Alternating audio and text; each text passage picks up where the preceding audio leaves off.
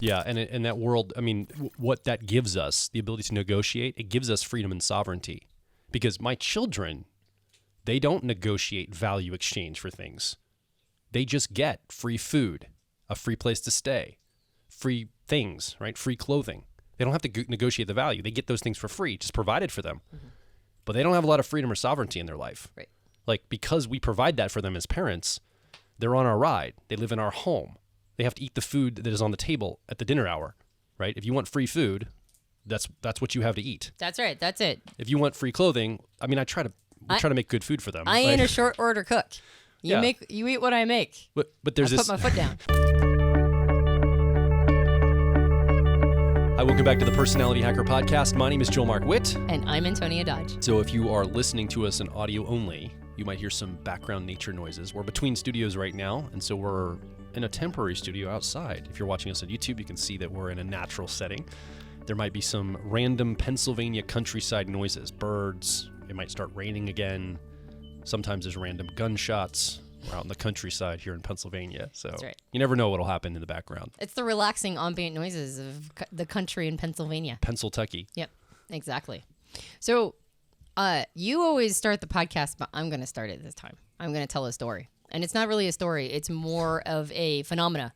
Pour yourself a cup of tea. Antonia's about to tell a story. Listen to the quiet bird songs of nature and listen to my story about money. So I have realized something about myself in relationship to money.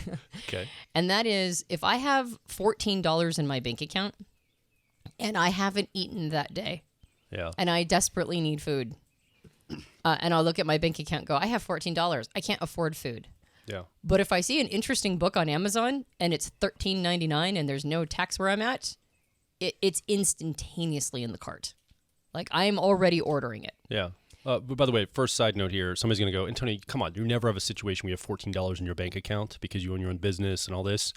But I would say as business owners, sometimes we're the last to get paid, often when you're a business owner. So this actually happens sometimes. You only have in your personal bank account $14 after you pay all the other bills and things. This is like a real world story for you. There have been times when $14 would have been like a rush of money. I would, okay, so just to give some context, 50% of my childhood was spent in a beautiful home on a golf course.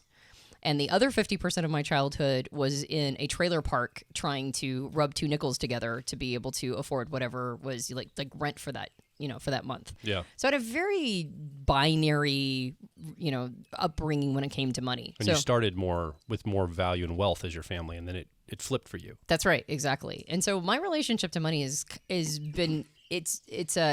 based on a massive flip-flopping of socioeconomic levels.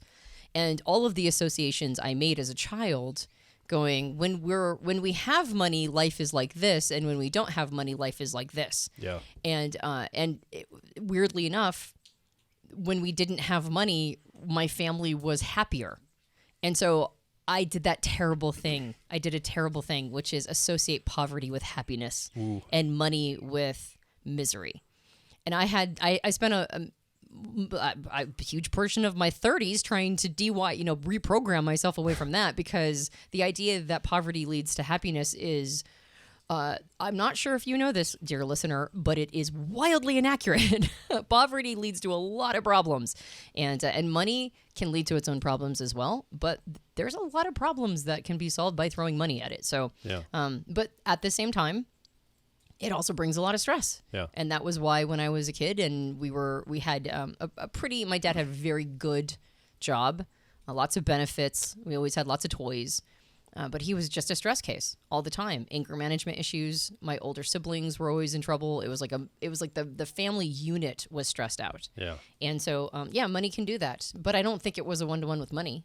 Yeah. I think it was actually a bunch of other life choices. Let's just also make sure we know what we're talking about when we say money. It's just a capture device for value. It's a way to transact value. So we use, like in America, we use the American dollar to capture the value of something, and then we can trade it. It's easier than trying to barter goods and services. Like if I grow apples, I'll trade them for the oranges you grow. Right? We can trade some of my apples for some of your oranges. Now we have both fruit because I specialize in apples. Well, if If I can turn that into a dollar, now I can transfer that value in more places. It's more interoperable value exchange. Yeah. How many apples for a horseshoe? Yeah. Right. So money's basically a transaction tool that we use, and it is just a tool, but we have a lot of emotional association with it. Yep. And that's where, like you said, happiness or unhappiness, these things, stress, we have a bunch of narratives and emotions we bake around money, but money itself is just a neutral tool. It doesn't actually have any meaning or any like inherent like morality or ethic to it. Yeah.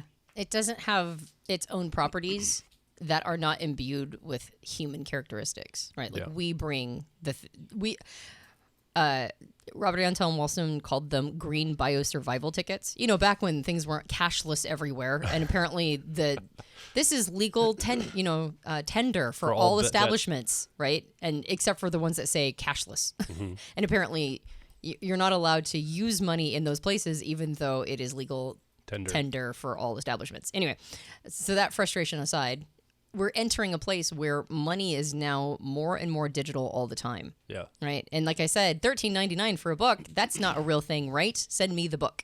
So even though for some reason when it's associated with food, I'm like, that's real. I probably shouldn't eat today.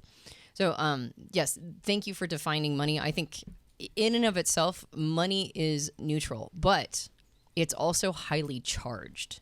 So if we see money as a transfer of value, as a middleman between a bartering system, how many baskets for a pack of seeds or whatever, the middleman of money is supposed to be a neutral arbiter of the value of the thing. And if you live in a capitalistic society, then the market determines the value. How much a person is willing to pay is how much a person will be charging, and vice versa. So there's a baked into the money itself is the concept of value, evaluation. Yeah. And evaluation and value, by definition, has energy attached to it. Yes. Because the only reason why life exists at all is because of energy. Yes. Right? We're in the system. We're in the solar system that gives us the sun, and the sun gives us energy, and therefore life exists. Yeah. So if you bake into money value, you're baking into it energy. And there are certain things that bring a more subtle energetic charge, and there are things that bring a crisp, crackling energetic charge. And I would argue that money is the latter. It is the crisp, crackling, energetic charge of currency. And I would just add one more thing so we really understand what we're talking about. Money is not the captured value of something. It's the narrative or story of the captured value of something. Like a dollar actually isn't worth anything. It's just a piece of paper. It's only worth something if we all agree it's worth something. Yep. So it actually creates more stress for us because the shared narrative is what we're actually talking about, not an actual captured value like a gold coin, which has inherent value to itself. A dollar or a euro or a yen or whatever, fill in the blank, is an abstract story we've all agreed on of captured value. And that's what adds even further complications to it. And one more layer of abstraction is that most people don't have those dollars in their wallet anymore. They're checking their phone. It's digits. Yeah, exactly. And it's just digits on a backlit screen that tells you the evaluation of your hard work as a human being is on this digital backlit screen that goes $14. And the work you did that was also abstract, probably knowledge work potentially. You didn't work with your hands or build something tangible. You moved more digits around that this represents. So things are getting really abstract, very narrative-based. Yep. You can see why we have a lot of anxiety around money. That's right. We have a lot of stories around it. We've got a lot of emotions associated with it because it's a story itself, like we're operating inside of. So I think this is the fundamental place we're starting from. Now you start to add other layers into that, and it can get complex really quick. Yes. Well, the other piece of it, and the reason why I think it's a crackling energy, is because there is a strong correlation between it and survival. Yes. So anything that goes back to survival is going to hold more weight, right? And our capacity to survive is directly tied to how many biosurvival tickets we can make, right? How much currency, how much we are valued by other people. So like you said, when we look at our backlit screen that gives us digits on it, right? And that's supposed to be like the amount of money that we have in our bank account. And it's how we're going to live. It's how we're going to pay our bills. It's how we're going to purchase our food. It's going to, it's how we purchase clothing and a roof over our heads, and et cetera, et cetera, et cetera. And it is, to some extent, the world's reflection back to us of how much it values us. The world values you this much, and therefore you can afford that much worth of things. So it's electrically charged because it's tied to survival and the evaluation society has on the things that we can provide it. Yeah. Right? And then I look at other people, somebody would say, and I know that they're not putting as much work into something as I am, or they're not taking that as serious, or, oh man, they're getting valued more. They have more money than I do. What does that say about me? What does that say about them? How do I understand who I am in my place in the world when the world values me and all my hard work at this level? That person over there isn't even working hard and they're valued higher than me.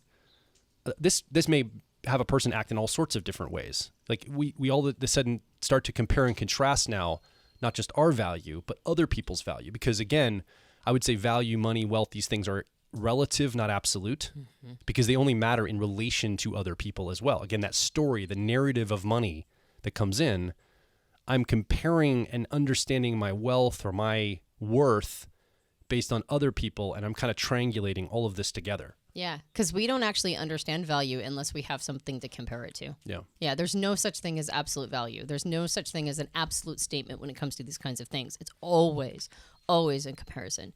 We did a podcast on this where we talked about sorghum farms. Remember? It's been a while, probably a few years. But we discussed how we only... Very specific, sorghum farms. You remember that one piece of information? That's all I remember. I remember the metaphor, or the analogy, rather, of a sorghum farm. Yeah. Followed the whole episode. I wish I could remember the actual topic other than sorghum farms, but... Someone in the comments, if you find the sorghum farm episode reference, let us know what episode that was. I'm sure we could probably search for it because I'm sure it made it into the podcast notes. Yeah. So, but I'm not going to do that right now. I didn't mean to disrupt you. Keep going with sorghum farms. Here we go. Sorghum farms. No, it was a compare contrast. We only understand our value in comparison to other people, right? Yes. Why is my farm not doing as good as their farm, right? Well, I planted and they planted at the same time, so... why am I not getting as much as they are? Everything in our lives it's not a question until there's somebody to pit a reflection back to you of where you're at. And then now suddenly the questions start coming. And so going back to this idea of money, there's a lot about making money that is really triggering for a lot of people. That's why there's a crackling energy to it. Yeah. I suspect it's one of the reasons, particularly since we in this culture have gotten very used to having our basics covered, right? There are still children that go to bed hungry, yes. But doing that sorghum farm comparison, compare it to any other time period in history. Any other time period in history, we are all literally and figuratively fat and happy, okay? We have more than enough in almost every way for survival. Now, do we have all of our desires and wants and all this, the nice to haves, and do we have our status and all those things dialed in? Not necessarily, but the overwhelming majority of us have our basics handled. Survival. We've figured out survival at a mass scale.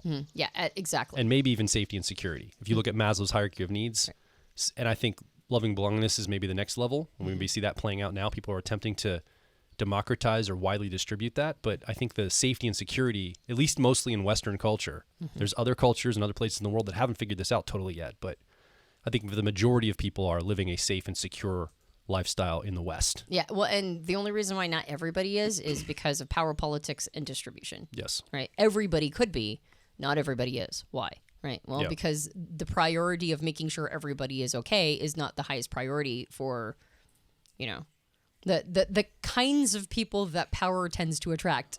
Those people, it's not their priority. Yeah. So anyway, the point of all of that is money is so it's so charged because it's associated with our survival, and it's associated with our comparing and contrasting of ourselves in with the rest of humanity. We put a lot of this on how much money we are able to make. Yeah. And I think because of the abstraction of money, because it's become ones and zeros, and because we tend to kind of assume that our basics are going to be handled. I can see a shift of currency going from money to social credibility, likes, subscribes, hearts, status, fame. You got it. Followers. Right. Things of this nature. And for a lot of people, that's an easier game to play. Yeah. Right. It's easier for them to tap into the social stratum and get people to pay attention to them and give them thumbs up than it is to go generate resource.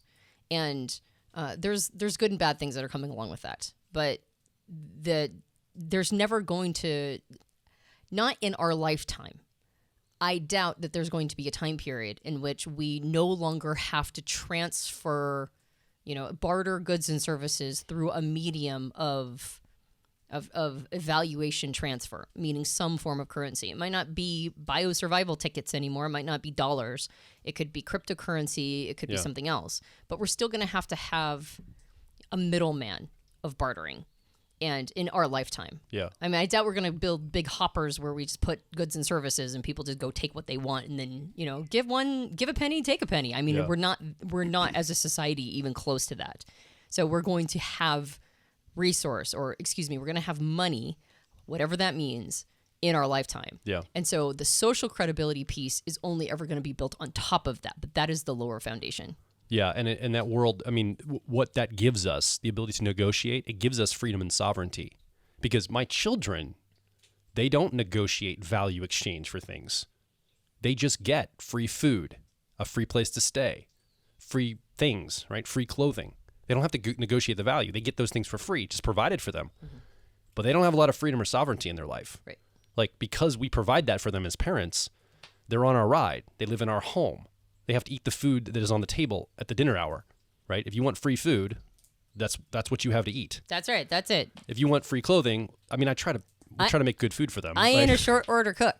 You eat what I make. But there's put my foot down. But there's this ideal like, oh, if we could all just have what we need, we don't have to negotiate the value exchange, right? Let's just throw out this system of that's actually a freedom losing proposition. That's right. Because the freedom to negotiate and sometimes not everybody has equal amounts allows us freedom and sovereignty. My children have equal amounts. They don't have freedom and sovereignty. Mm-hmm. And they have to obey my authority and go through with what we say is going to go right in our house. And when they get older, they can go make their own decisions and negotiate for themselves. That's right. So I think that this idea of negotiation is actually, it sounds hard to have to go and figure out how to make resource and negotiate, and buying and selling and figuring out the valuation of something to transfer value. But my goodness, it gives us so much ability in the world. It gives us so many options and opportunities because of that. Yeah. I want to go all the way back to where we started with this, because we kind of went off this tangent to talk about some of the philosophical or abstract elements. You were talking about buying a book. You have $14 in your bank account, and the book's like $13.99 without tax, I guess. So you're like, add to the cart, ship to me, wipe out your bank account. You said that for a reason. I want to come back to that. Why did you say that statement? Like, what was the point you were driving toward there? So the ostensible purpose of the podcast, or the conversation around it, before we define money, which I think is actually very important for us to do. Sure. I think that our personality type communicates to us buying patterns that are really important for us to know about ourselves. Meaning that I think our type helps us understand why we spend money on the things that we do, and why we don't spend money on things that maybe we should be spending money on. And I think that awareness can allow us to have a better relationship to our own finances. So I was starting with that personal story, very touching, emotional, personal story of mine about buying a book, $13.99, $14 in my bank account. Because the buying pattern is, for me, it doesn't matter how little money I have. There are certain things that I will find a way. I will lift rocks and look for quarters to be able to buy those things. And from an outsider's perspective, I'm sure they look completely frivolous. Like, why would you choose that? Now, I mean, I'm already assuming when I say don't eat that day, the assumption is that the next day I'll have food. I'm not saying that I'll, like, in the Sahara, right, like trying to crawl my way to an oasis, and I look over and there's like, I don't know, like a book sale, and I'll be like, water can wait, and I'll crawl my way over to the books, right?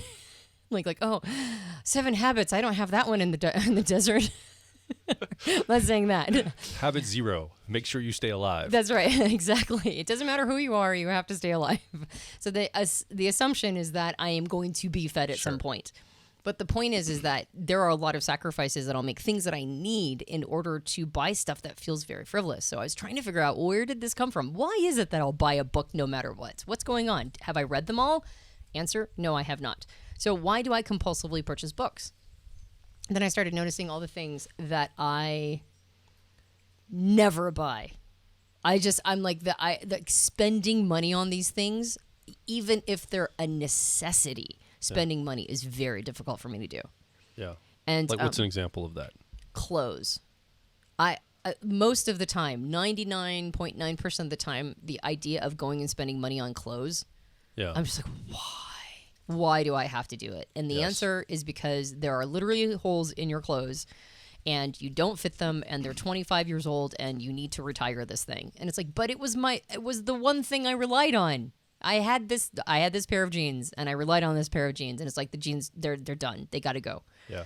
I have to find a new pair of jeans, right? And so that's a can I kick. What about, before we get into the algorithm, which I'm clearly about to talk about or reveal, what are things that you always buy and what are things that you resist buying? Well, I was going to say I resonate with the clothes thing, but it may not relate to type as much as it is wiring. Because when I grew up, my parents are like, okay, we're going to get you 1 or 2 pairs of jeans or pants. You're going to have to last you in your 40s. They're going to last you until you outgrow them. So choose wisely because you don't get to replace them. And so I got this sense that clothing was like an asset you're buying that you've got to protect and preserve, and it's really expensive and you can't update it and you got to make sure it doesn't get dirty. It was like an intense, stressful experience growing up to choose clothing that I didn't waste money on, that I wasn't going to wear, or that would get ruined or wasn't high quality enough. I felt the stakes were really high. And so I think I was wired for clothing because of maybe childhood reasons. Like even today, I'm like, oh, like a $60 pair of jeans, like that's really expensive. I got to really make sure they're going to last me for a long time. It can't just be seasonal, right? But I'll drop $60 at a dinner for you and me, right, and not even think about it, like an experience. And yet something that I would wear every day or often, I will pull back from. So maybe that's not exactly personality type related. That's probably more like childhood wiring related, which we probably have those things for money too. I would say probably things I don't tend to get are maybe creative things in my life. Like I tend to, like I'm into photography and some other like artistic pursuits. Sometimes I'm like, well, that's kind of a waste. That's frivolous. It doesn't help build our business. It doesn't help the family. I should probably take that money and like an experience of dinner out. I can write, oh, well, it's between me and Antonia. It's building our relationship. That has a purpose. So everything, often it's stuff that has a purpose I'll spend money on. And if it doesn't have a purpose, it's just for an enjoyment or a hobby, I'll tend to pull back from that and not want to indulge it. And I think there's personality type reasons for that in my life. Yeah, for sure. Yeah, I think so. So you, dear listener, think about some of the things that you drop money on and some of the things that you struggle to spend money on. Yeah. And then ask yourself if the things that you never fail to drop money on are becoming a problem. Like, as in, is this something where you probably should be allocating your resources in a more balanced way? Yes. And the things that you never spend money on, are there certain items or experiences or whatever, services that are languishing that you actually do need to be spending money on at this point? Yeah, I remember the story of my grandfather. So when we were kids, we lived in rural Pennsylvania, and we had to, like, my parents had a wood-burning stove. How old am I? A wood-burning stove that we heated our house with. And the outhouse. and you had to go out in the middle of the night. We had indoor plumbing. Okay. But we did have a wood-burning stove. And so in the autumn, my brother and I were tasked with going out and chainsawing and then using an axe to cut wood and stack it so we'd have a way to heat our house that winter. And it was this time period where my grandfather, this idea of a wood splitter, like an automatic, it was like a pneumatic wood splitter. So you wouldn't have to, like, with an axe swing and cut the wood. You could lay the wood there and it would automatically do it for you. And I was like, oh, great, we should buy one of those. My grandfather was like, no, I can make one. Don't worry about this. I can make one. And he made it, and it worked from time to time. He built it with my uncle, and it would fail a lot. And I kept thinking, why don't you just spend money on the thing, build the thing, or buy the thing instead of trying to build it? But now as I'm an adult, I'm like finding that in my life too. If it's something I'm confident around, that like he was confident he could build this, right? He wasn't always good at maintaining it, but he was confident he could build it, and he did, and it worked. Not always, but it did work. But if I have something I'm confident that I can build, I probably won't spend money on it. Like I probably won't buy it off the shelf or overspend. I'll know kind of what it should probably be worth. I'm like, I could probably do that. Certain things in our business, certain things in my life, whatever it might be. If it's something I'm not certain of, or I'm like a little bit like, oh, I don't exactly know if I could do that myself. Sometimes I find myself not knowing that I'm overspending on it. Like I might get the premium version that I really didn't need to get all those bells and whistles, but I didn't know if it was going to work or not without it. So I was like, oh, well, I'll add that in too. Cause I don't know what I need here. The expert salesperson, whatever might tell me You're I need all these. You're going to need the 30-year warranty on this can opener. Yeah. But I kind of buy into it because I'm like, I don't know any different. Yeah. So I'll tend to have like an on-off relationship with this. Mm-hmm. I'm sure there were things my grandfather did spend money on and maybe he overdid it. But on this one, he felt confident, so he didn't. So I think those kinds of things influence us. And I think there's also a type reason for that. That reminds me of why we have a washer and dryer I dislike. As I went going, your mother, my mother-in-law, who is a saint, has an amazing laundry washer and dryer for clothes. And I'm saying all of those things because I don't know what people call them in other countries. We just call them washers and dryers, but they're for clothes, to launder your clothes if you are in a country that doesn't use the phrase washers and dryers. Not money, which is the topic of this podcast. Not money. We're not just talking laundry. about... That's right. We don't need to define money. We just need to define washers and dryers. So she has this amazing front loader. And I was like, I want that. Yours is amazing. I want that. And so when I went to purchase the exact same setup, I got talked out of it by the salesperson who was very confident that I would not want a front loader washer. Front loader being, well, okay. If you don't know what a front loader is, look it up. So the challenge here, and the thing I forgot to say, is that the other kind of washer where you put your clothes onto, like in from the top as opposed to from the front, a top loader, that's what they're called. There you go. The challenge is I'm 5'2". And your little legs stick out. I'm trying to get stuff out of them. In order to get to the bottom of the washer with the top Antonia, lower, help. I literally have to like pivot the middle of my body. Like I have to like lean in. And yes, oftentimes my legs are like kicking up here because I'm trying to get that errant sock, right? That I can't with my stubby little arms. I can't get to it, right? Just hold Piper by her ankles and have her go in and get stuff out. That's like right. a claw machine. Or just one of those grabbers. Yeah, that's right, what you need. That older people use to get things. I'll just have to get one of those grabbers. But yes, no, I mean, it's like a complex thing. I'm like, that's right. That's why I wanted a front loader. And I'm not a fan of my washer and dryer. And when you buy one of those, unless you're getting the older style, you drop a mint on it. So it's not like you can go back. And how did I get talked into the wrong one? I don't know. I knew exactly what I wanted when I walked in, and I got talked out of it because I didn't have the same sense of certainty or confidence. Yeah. And so the same deal happened. So let's pivot this into this idea of like, why are we doing this based on type? Yes. Now, of course, as we talk about and we hedge a lot when it comes to type, you are a unique, beautiful snowflake individual personality, and you are not just your type. So you're going to want to look for patterns. You're not going to want to look for things that are like, you're this type, and these are the only things you'll buy. Done. Yeah. Okay. And this is going to be principle based, and you're going to have to do the math on your side. But I'm going to give you this. I'm going to give you the ingredients. You make the soup. Okay. So a couple of podcast episodes before, we talked about procrastination, and we used the car model to do that. So you want to describe the car model a little bit, Joel, just for somebody who might be a brand spanking new listener? Yeah, it's a quick metaphor using archetypes to understand our personality. So the 4-letter code in the Myers-Briggs system, like for example, my personality type in Myers-Briggs is ENFP. It's basically a code that tells me the cognition or the wiring of my mind, how I'm learning information, how I'm making decisions. And the car model is an easy way for us to place the way I learn and the way I make decisions in an easy, understandable, basically an archetype fashion. So my driver really drives everything about me and my personality. So one of my cognitive functions, the way that my mind shows up, is a driver process. It kind of informs the way I move through the world. Then I also have a co-pilot next to the driver, which is a navigational part of me. It kind of helps give guidance and round me out personality-wise to my driver, because if I was only my driver, if that was my sum of my personality, I'd be pretty one-sided. But the co-pilot gives me some access to other parts of myself. But because of those two strengths, we also have some lesser certain and lesser strong parts of ourselves. And in the back seat, right behind the co-pilot, we have a 10-year-old, technically called the tertiary process. And then behind the driver is a 3-year-old part of us. And so when we know our personality type, we know these parts and which part is learning, which part's making decision, which part is showing up in a different fashion. So your type has a particular way that this car model will show up, and each of the 16 types has one of these. Right. So if you want to find out what the car model is for your personality type, head over to personalityhacker.com.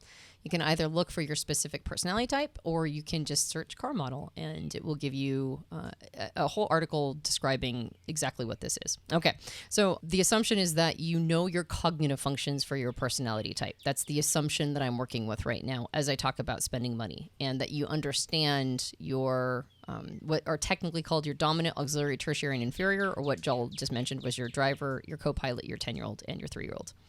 So here's the pattern, and I wrote about this in. We have an ebook called the Gift Giving Guide, which is a resource I made because I believe that gift giving might be one of my love languages, and so I really pay a lot of attention to gifts. And of course, I was going to merge it with personality type, and I started to see some patterns.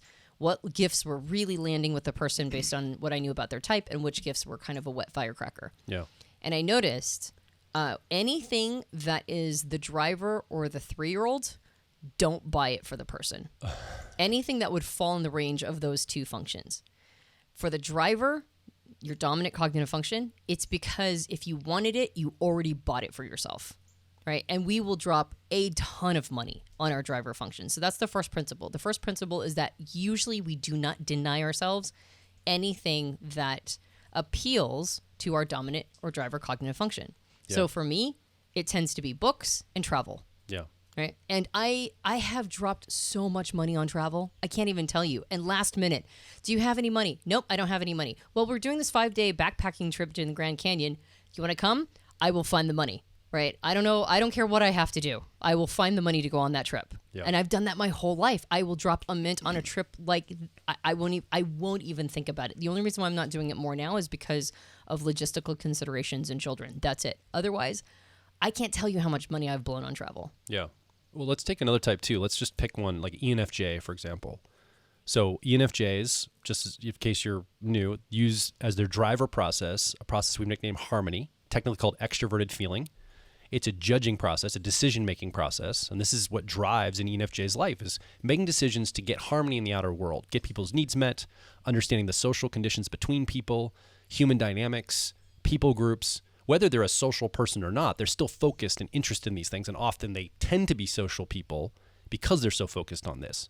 So an ENFJ might treat themselves to anything around those types of categories, like anything that would increase the sociability of a situation, the way they could show up to social things, understanding of human dynamics, relational things. Like this might speak to an ENFJ all the time, and they just, yeah, I'll totally spend that without even thinking about it. Well, I can give you a practical example, not for an ENFJ, but for an ESFJ. Let's do it. So my nephew has ESFJ preferences, which means that his driver is the same as an ENFJ. And I know for a fact that he's going to drop a mint when he proposes to his girlfriend. Oh, yeah. He's already been saving for the ring. That's right. And it's important to have the right conditions. He'll do it in a place that might cost extra money to do it. That's right. Because he wants it to be a significant experience for her, a relational dynamic experience. You're absolutely right. That's right. Yep. And so that's that example of that showing up. He doesn't even think about that kind of expenditure. Yep. And that's well worth it, and it's fine. Right. Yep. It's not a burden. It's like it's something he wants. And even more so than whether or not she would want it. He wants it. Yeah.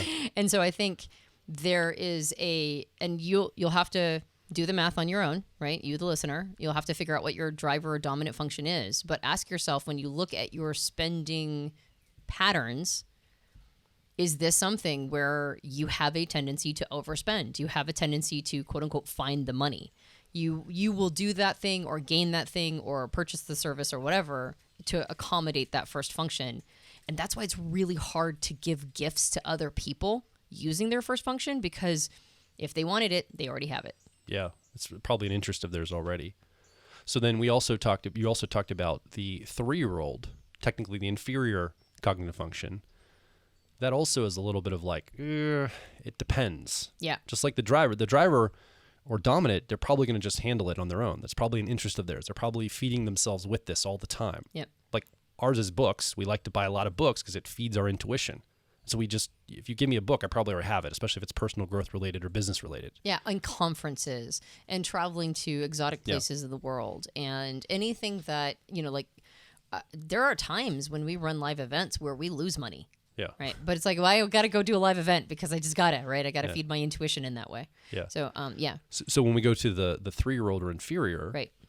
that concept where I talked about, sometimes when I'm uncertain, I'll overspend. I'll just hand myself over to the washing machine salesman story. Right. And he or she would sell me on something maybe I don't need, maybe I would overdo it, or maybe I just have a blind spot. I don't even attend to that at all. I just completely erase it. I think it's a very binary part of us around resource and money. Yes, and very unique to the individual. This is why it's very, very difficult to purchase a gift for anybody using that part of them as a guide, unless you really know them. You have to know them really well, because we have a real on-off relationship with that fourth part of us. And in particular, like you said, because we're so uncertain there, it's complex, right? Our 3-year-old or inferior function, the relationship we have to it is that it's always sort of knocking on the door. It's always trying to remind us that it exists. Robert Johnson calls it the inspirer of life. He's a Jungian analyst. He called that fourth or inferior function the inspirer of life, meaning that we get energy from it. It influences us. Linda Behrens calls it an aspiration. There's like all sorts of names for this part of who we are, which says it's important and it's influential. And simultaneously, we don't know what to do with it.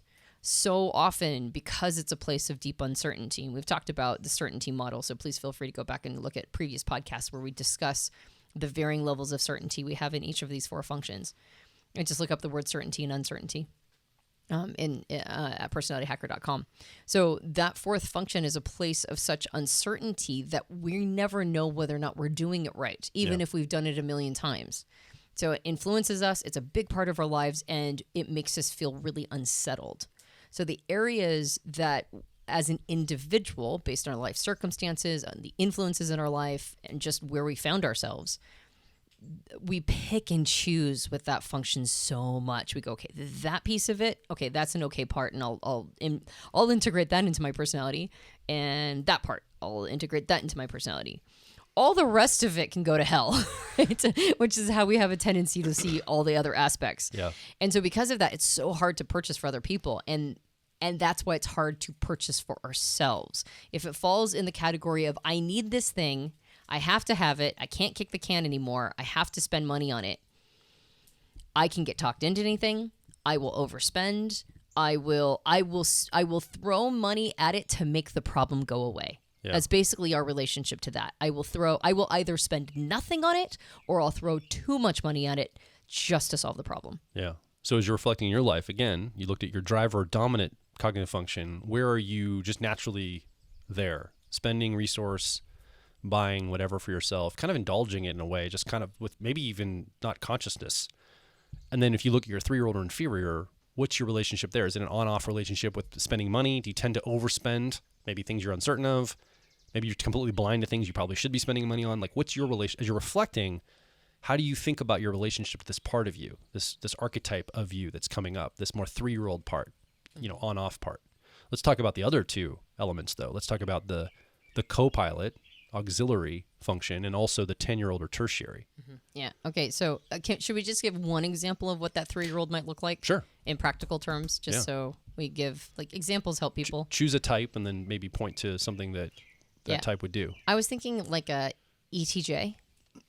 And I know an ETJ who overspends on very specific pieces of art that feel very resonant with them. Yeah. Right. It's actually ESTJ who gives them an identity of sorts. That's this right. is this art represents me in a very product way. Yeah. Yeah. But other than that, does not spend very much money at all. In fact, needs to probably do some therapy and is very reluctant to spend any resource on it. Right. Yeah. And is just kind of starting to come around to that idea. And so there's a lot of areas in which they wouldn't spend any money, but some areas where they throw a lot into it. I think about myself having introverted sensing or memory as this function. I usually do not make purchases that are quote unquote going to last a lifetime, because I don't know if I want. I mean, I've thought about getting a tattoo for the last 15 years. I just can't pull the trigger. Too expensive?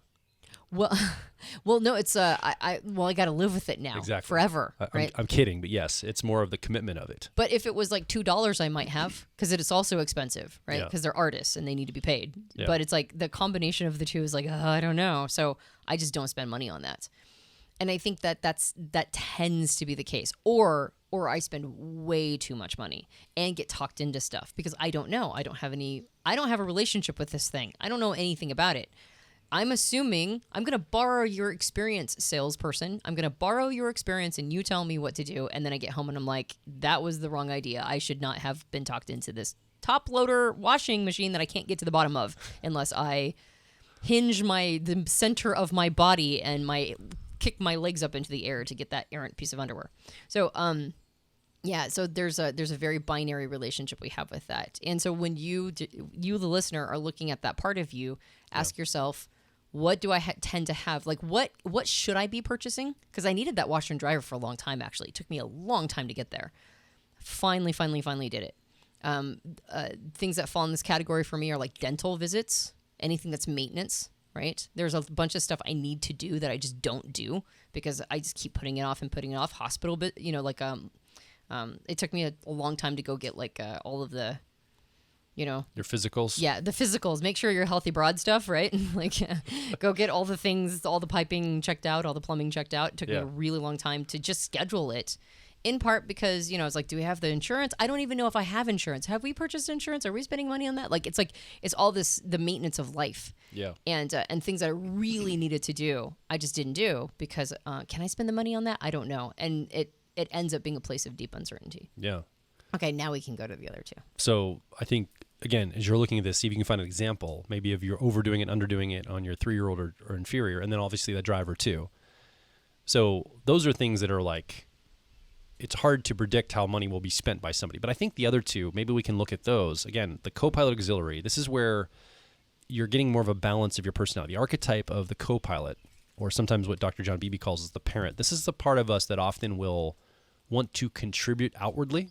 So this co-pilot that you have in your personality tends to focus outward, and often the growth strategy is to focus inward. So how does this influence our expenditures? How do we see this showing up for different types in what they spend money on? Yep. So the driver and 3-year-old dominant inferior that we just talked about, John would call that, Dr. John Beebe, he would call that the axis of relating to self.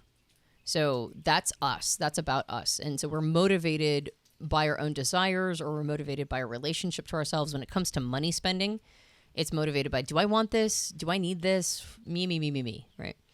The co-pilot and 10-year-old, or the auxiliary tertiary in their technical names, that's the axis of relating to others. And so we tend to spend money here if we see it has purpose outside of ourselves and in our relationship to other people. So you were talking about art, right? You are super into photography and you're super into all of these other artistic things. But you go, it doesn't really have a practical use outside of just my desire for myself. So I think I'll put that off. So what I noticed in gift giving, that if you purchase something for a person's co-pilot or 10-year-old functions, you're a lot more likely to nail it, right? Because those are parts of themselves that you see a lot because it's a relationship to you, right? You're relating to this person a lot of times primarily using these two functions. And they can't justify purchasing it unless there's a reason to do so, unless there's a practical reason. For the co-pilot, like you said, that's parental energy. So it tends to be in behalf of other people in a parental way. Like, is this good for people? If I do this, is this a good model? Am I going to be seen as an upstanding person? And will this have facility for more people than just myself? And then when it comes to the 10-year-old function, and John would call that the eternal child energy. And this is, if I buy this, are people going to judge me? Are people going to think I'm a bad person for doing this? And it's very wrapped up in the judgments of other people and whether or not they would approve of your spending choices here. Yeah. So when we bought our vehicle, my practical self had to conflict with my more expressive self. And I was like, we have to buy a minivan. That's the practical choice as parents with 3 children, because there's so much use. We can haul stuff in it, especially children. We can bring stuff home from the grocery store. We can camp in the back of it if we need to, set the seats down. We can put things in it. Like, it's so flexible and usable. Yeah, it's this big minivan. And my more expressive self's like, I don't want to drive a minivan. People are going to judge me. In fact, people have, like, you loser, drive a minivan, right? And so I had to go conflict with these two parts of me and what we're going to spend money on. And I'm like, I think we should do the minivan. It's the practical choice in service of our family, children, and the things we need to do. Even our live events we run, we can use the van to take equipment, speakers and equipment and mics and cameras to set up at live events. It's such a useful tool for both business and personal life. Yeah, maybe a cool car would be more expressive of who I am, but it's okay. It gets us to point A to point B. It doesn't matter. I'll take people making fun of me because I drive a minivan. It's all right. And so that was the decision I made. But that's there's probably a little bit of conflict here too, often between these two functions, because they're usually going to be kind of they are opposite of each other. So here, you're also going to kind of have a negotiation, I think, with the money you spend in your personality. So whatever personality type you have, identify your co-pilot, your auxiliary, and your 10-year-old or tertiary, and you're probably going to see the inner conflict around what you spend on. Mm-hmm. You're going to see things coming up for you to go, well, I'll compromise this part of myself to accommodate this part, or I'll compromise this part to accommodate this part, or I'll have them come together and find a middle ground, and then I'll spend my money this way. Mm-hmm. Yeah. And I think that, we always say, the co-pilot is the leverage point, right? Where we're saying, make sure you're working on your co-pilot. So what would that mean in more practical terms and non-meme level soundbite terms? It's self-parenting with the co-pilot, with the auxiliary. Not just using it in behalf of others, but also using it in behalf of the self and becoming wiser and smarter by applying its wisdom to your own situation without feeling an obligation to have it be something useful to others as well. And for me, my co-pilot function is introverted thinking or accuracy. So it's like, well, what kinds of things, wouldn't that be the book buying part of you? And it's actually no, because I'm not actually reading the books. I'm not studying these. I'm not, yeah. They're just my intuition being curious about like one thing I heard on a podcast one time. I'm like, I guess I have to buy that book and read that one line in that one paragraph and have a growing body of knowledge just sitting in front of me. I think every single coaching session we have with Dr. John Beebe, I end up buying like 5 books because he's got a huge bookshelf like wrapping around all 3 sides of him. He's always pulling books off and showing them in the camera like, this is where I read this in. And I'm like, oh, I want to buy that. And I've got like stacks of books being shipped to our house. Yep. Probably unnecessarily, just because John's going through these all the time and showcasing them to us. Yes, we have a library that would be the envy of most Jungian analysts, because John just goes, and then this is the 12th book I'm going to talk about in this particular coaching session. We're like, it's already on its way from Amazon. So that's actually, I think that's my intuitive side. I just want access to all of the information just in case I need it for an idea at some point in the future. My introverted thinking side, I was like, okay, so what do I tend to spend money on with this? And for me at least, and another TP type might find themselves going a different buying pattern than myself. It's also very individual. But what I realized is my introverted thinking or accuracy loves clean processes. That's part of the function. Part of the function is like the precision of the process. And for me, my processes are more precise when I have really good tools. So it's tied to competence, it's tied to precision, it's tied to like having an accurate, good, solid process. Yeah. So it almost always is me collecting the tools I need to make the processes better and faster and more leveraged. So it's leverage point purchases. And I tend, or in the past, I would only make those purchases of really solid tools, no matter what it was I was doing. I would only do that if it was good for everybody somehow, right? I could make it so that if I get this one tool to make my job easier and more leveraged, faster, leaner, better, whatever, it was because it was going to also benefit the family, or is going to benefit you, or is going to benefit Personality Hacker. It was very rare that I would just buy it for myself. Yeah. And now I've realized I need to just buy those things for myself. Yeah. I am an overall happier human being when I have good tools. Right? Yeah. And so I won't just make do. I need good tools in my life. And so I've started collecting tools. And since I give myself permission to do that, I mean, just really dumb stuff. Like, I discovered I love graph paper. Why didn't I know that before? Well, because graph paper is more expensive and it's for engineering students or whatever, right? Like, there was something in my brain that said, you can't buy the more expensive graph paper. So, I mean, there have been times when I'm like taking notes on Piper's construction paper. I'm like, why don't I have graph paper? Well, I don't use graph paper. So if you're going to buy a stack of notebooks Right. and you buy all graph paper, well, now Joel can't use these because he doesn't use graph. I'd actually like to start using it, but at the time of this recording, I haven't been using it. So you would normally buy, well, this is more accessible to more people. Piper can use it. Joel can use it. Our business people can use it. Like whatever. It's more interoperable. I'll go ahead and do the choice. It's paper. It's still a notebook. I can still use it. It's not optimal, but it's more interoperable. Right. Right. And so that's why you made that choice for a long time. Now you're like, screw that. I'm getting graph paper. I'm getting graph paper. If I'm the only one that uses it, I'm going to have graph paper. It's the right tool. I like using this tool. That's right. If I can spend insane amounts of money on books I'm never going to read, I can certainly purchase some graph paper for an extra $2 a notebook. So it's this permission flip then. You had to deal with the idea of permission to be able to spend money on the things that would serve your co-pilot. You got it. Is the principle here. Yep. And I bet this relates to you listening or watching right now. Are there things that you are drawn toward that you have a permission block in? Maybe that's where your co-pilot spending habits or money habits come up in. Mm-hmm. Yep, you got it. And by the way, if you want to purchase gifts for other people, this is a real high leverage place to look. What are the things they want, but they're not giving themselves permission to get because it's quote unquote not good for everybody? Yeah. So finally, that 10-year-old position, the tertiary, technically called the tertiary position. This is the eternal child part of us. So it's the part of us that doesn't want to be judged by others. And I realized that part of the reason why I didn't like clothes shopping is I have it imprinted early that I don't have very good taste, or at least I don't have the kind of taste that is accepted by others. And when I was really tuned in, particularly when I was young, and I was still trying to figure out this whole how does one dress for one's body type and how does one look cool and how does one fit in, right? Yeah. The social, it was very much, clothes were tied into the relational social ecosystem of teenagehood. That's where I got imprinted with a bunch of this stuff. And the answer was always, I'm buying the wrong things. I'm spending money on the wrong clothes. That looks terrible on me. That doesn't photograph well. I'm the only person who's wearing an outfit like this. And why do I feel so weird? It was tied to a lot of that stuff. And so I just got it in my brain. I hate shopping for clothes.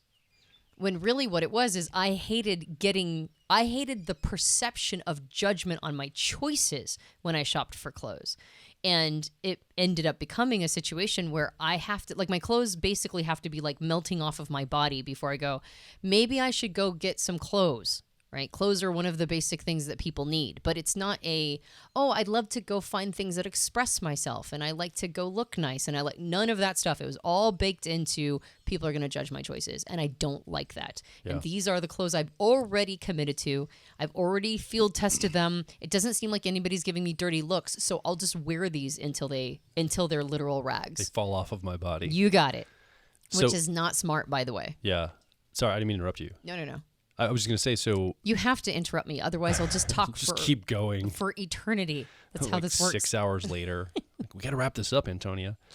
Sorghum. The idea of... sorghum.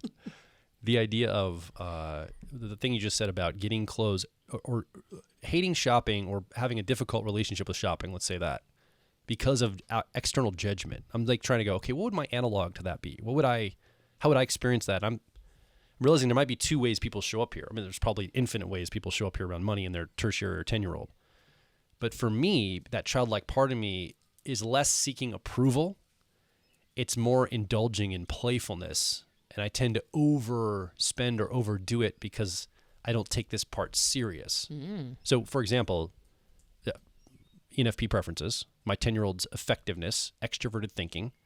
It's about getting things done in the outer world, about bottom line deliverability. It's about building things and metrics and numbers and creating sustainable projects and creations, etc. And having your resource. Having resource, right? So we've often joked, it's like you enjoy going through like a certain store with different extroverted feeling things because that's your tertiary 10-year-old. But I love going in like an office supply store because office supplies are symbols of business, career, resource management, getting things done. Like the business world is like a representative of that part of me, that energy that I carry with me, that effectiveness energy, right? The business world and everything it represents.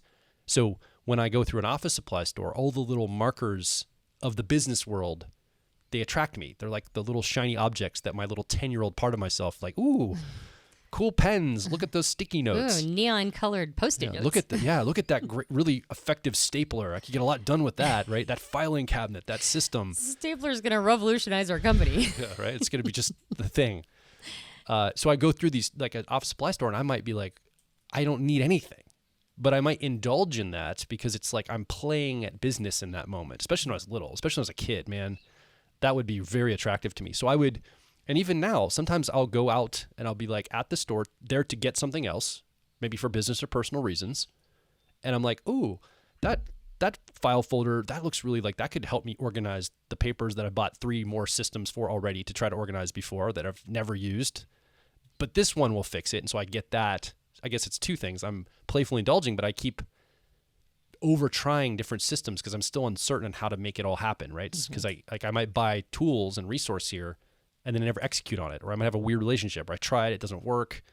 Like I read Ryan Holiday's like thing on how he writes books, and he uses like card notes or like note cards, like 3x5 note cards, and he keeps them in a thing. I'm like, oh, that's a great idea. So I bought a whole stack of note cards and a little container to hold them in. I like did it for a day and then I forgot all about it. It's still sitting on my desk. It's in storage right now, but it's on my desk in my studio. I didn't use it again, but I was like, oh, this is a good system to organize my thoughts on writing and creating.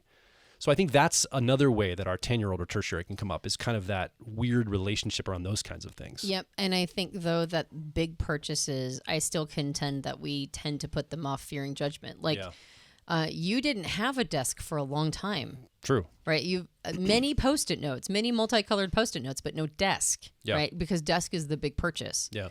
No, I can get by chair. with this. This is fine. I don't need to waste resource on a really nice desk. This is functional. Let me go. Right. And so for Christmas one year, I bought you a super nice desk. Yeah. And you're like, yay, thanks. I have a nice desk now. Yeah. And so it's when it comes to the bigger purchases, Which is your parent getting me a tool, by the way. You got it. You got it. My accuracy, introverted thinking parent was like, you know what? He needs a desk. This is a leverage point. Yeah. He's going to be happy. Yeah. And your effectiveness, extroverted thinking 10-year-old was like, ooh, it's glass. It looks nice. Right. And I was like, and remember I was like, and then it does this and it like pivots and you can have it at any level that you want it. I totally geeked out on it. I was like, it's the greatest tool. And you're like, okay, calm down. It's functional. It's great. It's functional. It'll work, right? Yeah. And you've never used any of those like cool bells and whistles, but that's fine. You've got them if you want them. So that's exactly it. So I think when it comes to big purchases, and clothing for me feels like a big purchase because it's an advertisement of my identity. So it feels like there's a lot of weight there. And it's also whether or not I look good in it, which I'm super vain. So I'm always like, oh God, I look terrible. So it feels like there's lots of weight baked into it. Yeah. But I have done things like, speaking of baking, there was also last year before I was like, I think I'm eating everything I'm baking and that's probably a problem. There was a time period that I was like, I think I'm going to get into baking. So I bought all the things, right? All the things for baking. And then I was going to get into like sort of alternative flours. So I have, I don't know, like it feels like a 50-pound bag of tapioca flour that I'm like hauling from place to place. Like, anybody need tapioca powder or flour? And no, literally nobody needs tapioca flour. One person is like, I'll take your 50-pound bag because they have celiac or whatever. Tapioca fetish. Yeah. No, or a disease that makes it that they can't do anything else. But that's more plausible. Other than every once in a while somebody needing it, have I baked enough to justify this enormous thing of tapioca flour? I have not. Yeah. Right. But my extroverted feeling harmony was like, I'm going to bake things and they're going to have alternative flours in them. Not knowing that baking all by itself takes a measure of mastery. And then if you're going to add alternative flours to it, you better know what you're doing. Otherwise, everything tastes like cardboard. Yeah. So there was a lot of idealism in there, too, which is where I think yours shows up. So I think I'm glad you brought that up because on one side, there's this fear around spending money that you'll have judgment, outer world judgment upon.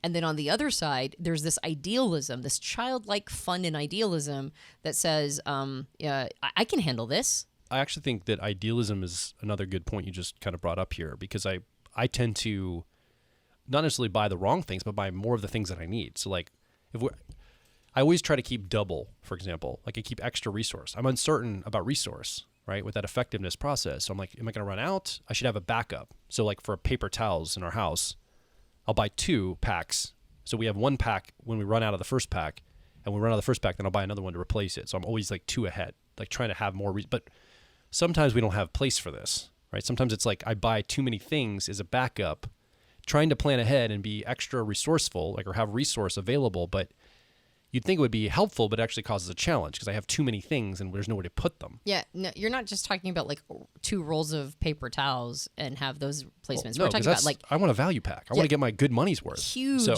boxes of paper towels that there's no place to put them except for maybe the garage. yeah, I'm like a post-war grandfather who's got to like hunker down when the nukes hit, right? I'm like planning for the end, like The Last of Us. Like I'm like, oh, the zombies are coming. We got to be prepared with big paper towel rolls. There's going to be a lot of cleanup during the zombie apocalypse. We're going to need those paper towels. Yeah, I mean, you never know. With children, you might need a lot of it. So that's the kind of thinking I'm like, oh, this has got to be for the end of time. In the bomb shelter. So I think that idealism can come in here too. I think we overdo things with idealism. Yeah. So the just to kind of wrap up the concept, we have a descending order of certainty with these 4 functions: our driver, our co-pilot, our 10-year-old, and our 3-year-old. The more certainty we have, the more likely we are to just spend when we desire it, because the certainty also, we borrow the general certainty of the function to say, we'll figure this out. If I spend money on this thing and I don't have any more money after that, my certainty goes, and my confidence goes, but I'll figure it out. Yeah. Right. And so there's a general energy of certainty that goes along with those purchases. When it comes to our co-pilot function, we have certainty there, but we have a sense of responsibility and obligation. If I purchase something for myself here, it's got to be good for more than just me. It's got to be useful. It's got to be helpful to the entire ecosystem. Yeah. Sometimes, though, we need, just like with the driver, we need to stop purchasing sometimes, right? Like be more responsible. Just because we have a sense of overconfidence there doesn't mean that we can always figure it out. So if you are overspending in your driver function, just keep your finger on the pulse of that. Maybe you need less of the thing that you just throw money around at. For the co-pilot function, maybe there are things you need and you have been denying them yourself because you can't rationalize how they'd be good for more people than just yourself. Yeah. So I would say give less permission to your driver to spend money and maybe give more permission to your co-pilot to spend money, because it's usually coming from a responsible place. When it comes to your 10-year-old function, this is a place of uncertainty.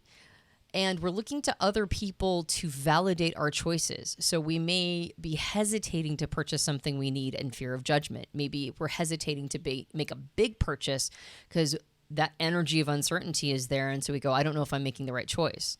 Or we might bring a childlike nature to things and be kind of weirdly overcompensating and purchase things almost like we're buying toys and candy. Right? Your multicolored Post-it notes. There's my tapioca flour. Right? It's like, this is not real, right? There's like an idealism that comes along with it. So be careful not to make purchases from this place that are overcompensating in nature, in sort of the nature of the energy. And also maybe there are things you need and just go do that. Even if you fear the judgments of others, maybe it's just time to buy clothes. And then when it comes to your last function that we address in the car model, the 3-year-old or inferior function, there's a lot of, I think there's value in checking in with other people's wisdom. When it comes to something in this arena, and I don't mean just like random person, I mean like a trusted ally, right? Somebody who will give you that will help you do better thinking when it comes to this function. Because there's usually things we're massively overspending on, and there are things that we desperately need to spend money on, and that we're not giving ourselves permission to because it's so unsettling to do so. This carries the energy of deep uncertainty. So if we spend the money and we don't feel like we have a lot, even if we need that good or service, but if we spend that money, it comes along with that energy of it's not going to be okay. Unlike our driver, we're like, oh, I'm spending less of my money, I'll figure it out. With this function, it's like, I'm spending a tiny little bit of my retirement. It's all going to lead to disaster, right? And so have your finger on the pulse of your relationship to that function as well. Yeah. I think also just one last thing to consider, some personality types are more comfortable with the idea of money itself. Some personality types have a really challenging relationship with the idea of money. They might just have kind of a complete projection of badness or wrongness, or just discomfort of what it means, again, maybe from childhood wiring or just the personality type itself, but just to keep in mind that people have a different relationship with money wholesale, as well as parts of themselves. And it's probably a very complex relationship. Like parts of them might like it, other parts might push it away. And again, that conflict that you see inside yourself, that might be some indication of parts of you that are feeling very different about the same subject, right? That have different viewpoints from within you that are showing up. Most people have healing work to do in the relationship to money. It's very high leverage to do healing work around money. If most of us have challenge with it, most of us do. We got imprinted these thoughts, these concepts. And so starting to watch your relationship to money and your spending habits, and when you give yourself permission and not, I think it's an on-ramp into starting to heal in one's relationship to money. Yeah. So we want to hear from you. What's coming up for you as we talk about this? Are you resonating with some of the things we're talking about in your own personality?